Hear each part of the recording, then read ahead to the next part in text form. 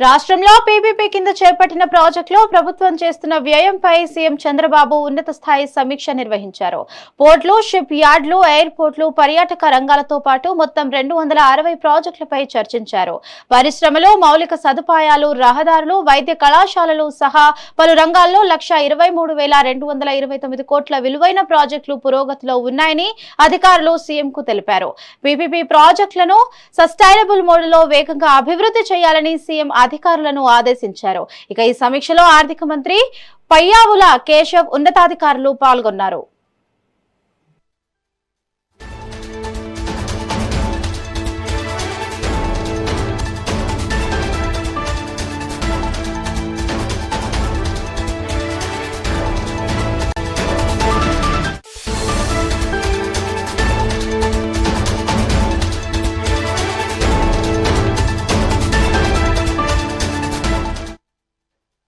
రాష్ట్రంలో పీపీపీ కింద చేపట్టిన ప్రాజెక్టులో ప్రభుత్వం చేస్తున్న వ్యయంపై సీఎం చంద్రబాబు ఉన్నత స్థాయి సమీక్ష నిర్వహించారు.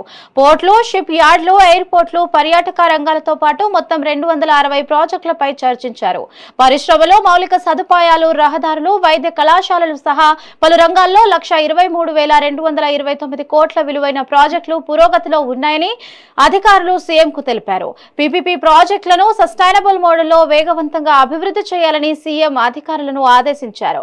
ఇక ఈ సమీక్షలో ఆర్థిక మంత్రి పయ్యావుల కేశవ్, ఉన్నతాధికారులు పాల్గొన్నారు.